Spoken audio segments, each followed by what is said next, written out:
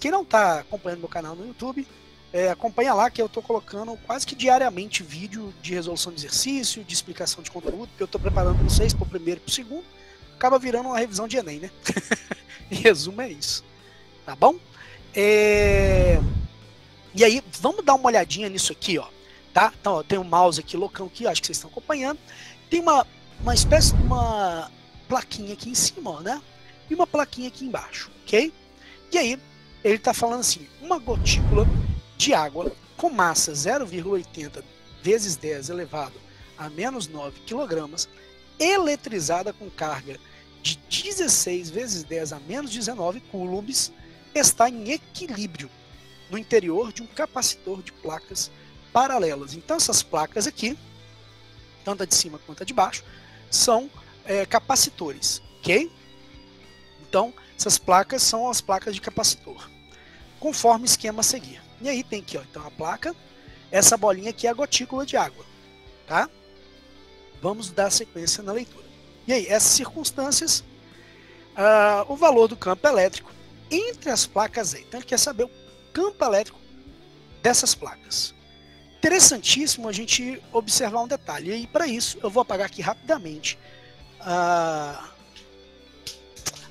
o meu quadro e vou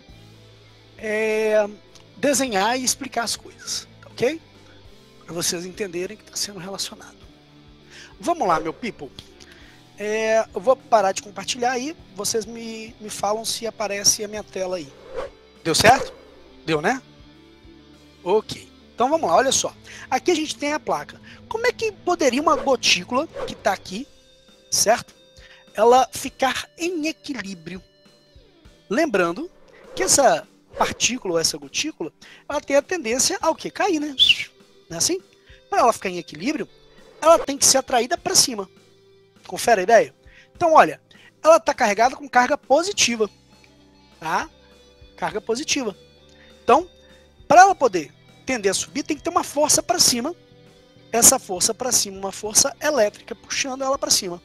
Se ela é positiva, significa que a nossa placa ela é negativa embaixo e positiva em cima.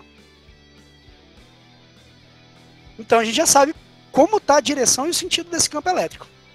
O campo elétrico sai do polo positivo e vai para o polo negativo, não é isso? Não é assim que funciona o campo elétrico? O campo elétrico sai da carga positiva e vai para a carga negativa. Então o campo elétrico está vertical para cima. Ok? Já sabemos a direção e o sentido. Mas vamos seguir. A gente falou que a força elétrica está puxando ele para cima. Por que ele não está subindo? Porque ele está em equilíbrio, lembra? Equilíbrio significa que as forças resultantes são iguais a zero. Tá? Então equilíbrio é isso, força resultante igual a zero. O que é isso? O que isso quer dizer? Ou ele vai estar em velocidade constante, não é o caso, ou ele vai estar parado. Certo? Nesse caso ele está parado. E aí, vamos lá. O que está fazendo aqui para que ele não suba? Tem a gravidade puxando ele para baixo. Qual é o nome que a gente dá comumente à atração da força gravitacional? Qual é esse nome? Sorry, não lembro. Gente, vamos lá. Um corpo é atraído para o centro da Terra devido a uma força que puxa ele, que a gente chama de força-peso. Certo? A força-peso é o produto da massa pela aceleração da gravidade. A aceleração da gravidade tem valor? Tem. Vale quanto? 10 metros por segundo ao quadrado. Se recordam disso um pouquinho? Sim ou não? Me responda. Sim. Sim? Porque é muito importante saber isso, e isso é bem básico, na verdade, sim, né, dessas lembranças, mas é muito importante porque a lei de Newton cai pra caramba, bicho, no Enem, essas coisas todas, tá? Então tem que ficar ligado. Então, ó, eu tenho que esse cara aqui, então, vai ter uma força-peso para baixo, quer dizer, a Terra atraindo ele para baixo, e uma força elétrica puxando ele para cima. Então tem um equilíbrio de forças, não tem? Estou dizendo o seguinte, que isso aqui é um cabo de guerra que nem sobe nem desce. Quer dizer, essa partícula fica quietinha parada. Então eu estou dizendo que a força elétrica é exatamente igual ao valor da força-peso. Quer dizer, o tanto que puxa para baixo é igual ao tanto que puxa para cima. Então, eu tenho força elétrica igual a força-peso. para que tenha o equilíbrio, certo? Força elétrica tem duas expressões. Uma delas você já conhece, que é a lei de Coulomb, né? Tô anotando ela aqui no cantinho só para a gente lembrar. Mas tem uma outra expressão que é junto com a do campo elétrico, que ele fala que o campo é quem? É a força elétrica sobre uma carga de prova. Opa!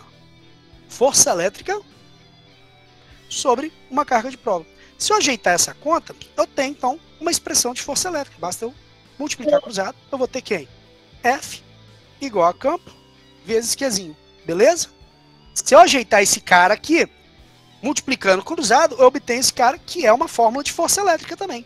É uma fórmula que leva em consideração o módulo da força, o módulo do campo e o módulo da carga. Ok? E eu vou então utilizar o equilíbrio com esse cara e com esse cara. Por quê, professor? Uai, um deles envolve massa. Um dos dados envolve massa, então só posso cair para força-peso. E o outro envolve carga de prova, certo? E eu não tenho informações mais sobre qualquer outra coisa. Só isso. Então eu vou ter que trabalhar com carga de prova. Aqui eu não tenho como. Eu não tenho distância, não tenho nada disso. Eu só tenho a ideia da carga de prova. Então vou ter que usar aqui. Vou abrir essa expressão colocando no lugar da força elétrica, campo e Qzinho. Então vou colocar aqui, ó. Campo vezes Qzinho. E aqui no lugar da força-peso, massa vezes gravidade. Pronto, agora ajeitei. Como ele quer o campo, ficou tranquilo, porque Qzinho, massa e gravidade. Então, resolveu a treta. Ajeitando aí, campo vai ser igual. Qzinho está multiplicando, passa dividindo. Então vai ficar desta forma. O campo, então, o módulo desse campo vai ser quem? A massa, 0,8 vezes 10 a menos 9. Muita atenção na unidade de medida. Está em quilogramas, está certinho. Se tivesse em gramas, tinha que converter. Ok? Depois, a carga já está em coulombs, também está certo. Se tivesse em microcoulombs, nanocoulombs, tem que converter. Né?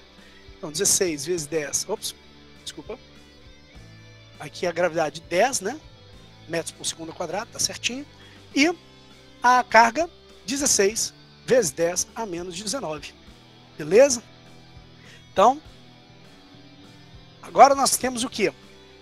10 vezes 0,8 dá 8 vezes 10 a menos 9. Eu só peguei 0,8 vezes 10.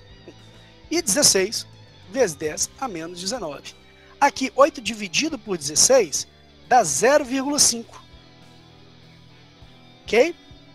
10 a 9, a menos 9, né, desculpa. E aqui, ó, tá subtraindo quando tá na parte do denominador. Se eu colocar esse cara pro numerador, o sinal inverte, fica mais 19. Né? Isso é um macetinho pra gente poder ir. Para fechar aqui, então, nós temos campo igual a 0,5 vezes 10 elevado a 10. 0,5 pode ir em notação científica? Não, né? Então a gente anda uma casa. A gente anda uma casa. O número vira o número 5. O número aumentou, o expoente diminui.